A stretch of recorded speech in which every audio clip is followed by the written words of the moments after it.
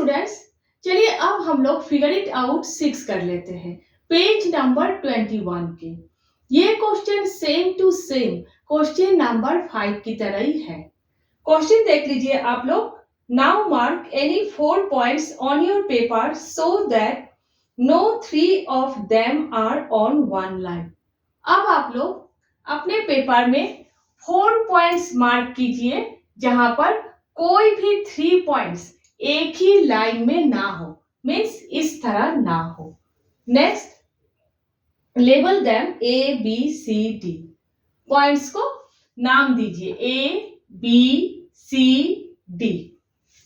Next, draw all possible lines going through pairs of this points. Next पूछा गया है 4 points है, 1 pair points के थ्रू से आप लोग जितना हो सके लाइंस ड्राइंग कीजिए। तो ऑलरेडी आप लोगों को पता है कि 1 पेयर पॉइंट्स के थ्रू से सिर्फ एक ही लाइन ड्राइंग की जा सकती है। 1 पेयर पॉइंट्स के थ्रू से सिर्फ एक ही लाइन ड्राइंग की जा सकती है। तो 4 पॉइंट्स है, कितना नंबर ऑफ पेयर्स होंगे और कितना नंबर ऑफ लाइंस आप लोग खींच सकोगे। तो क्या करना है, कंप्लीट ग्राफ शेप सीक्वेंस का फॉर्मूला फॉलो करना है। t to the base n equal number of pairs equal number of lines. 1 pair 1 line, 2 pairs 2 line, 3 pairs 3 lines, means number of pairs equal number of pairs equal number of lines. तो n के place पर आप लोग number of points लिखोगे। 4 points है तो 4 लिखोगे equal 6 निकल आएंगे।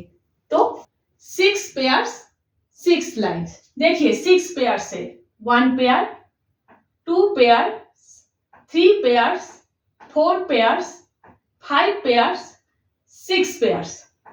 तो 6 लाइंस आप लोग खींच सकते हो।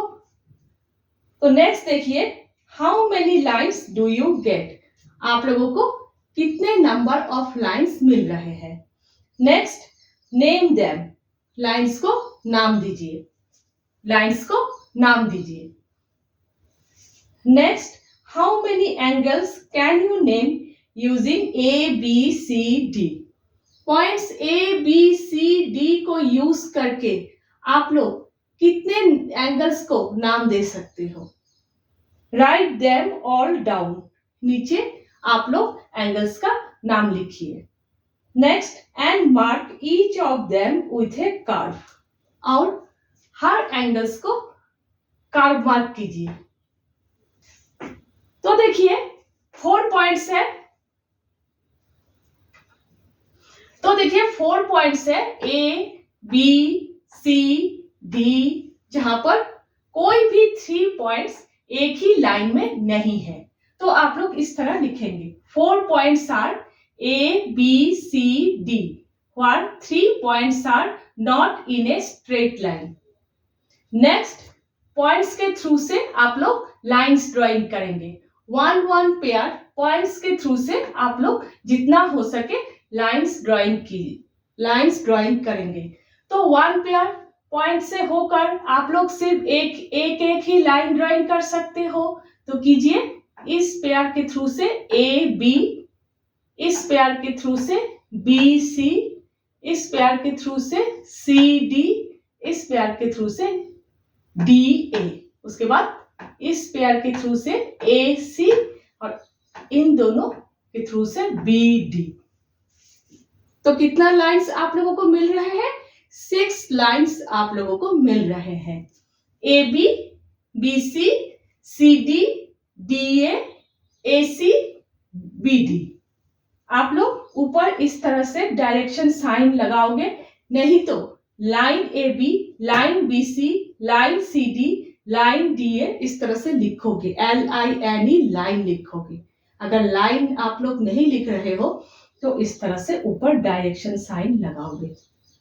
नेक्स्ट, पूछा गया है कि A B C D points को यूज करके आप लोग कितना एंगल्स को नाम दे सकते हो। ये तो वर्टेक्स है ना, ये वर्टेक्स है। तो आप लोग कितना एंगल्स को नाम दे सकते हो।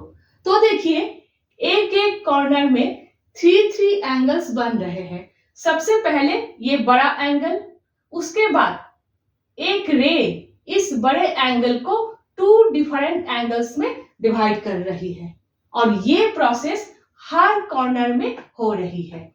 तो हर कॉर्नर में 3 एंगल्स बन रहे हैं। मीन्स कितना एंगल्स बन रहे हैं? 4 कॉर्नर्स है तो 3 into 4 एंगल्स को आप लोग नाम दे सकते हो points A B C D को यूज करके। तो 12 एंगल्स है। आप लोग कंफ्यूज हो सकते हो, एक एक एंगल का नाम दो बार दे सकते हो। तो एक पैटर्न को फॉलो करके एंगल को नाम देना है। वो पैटर्न क्या है देखिए। सबसे पहले A B C, angle ABC, ये बड़ा एंगल।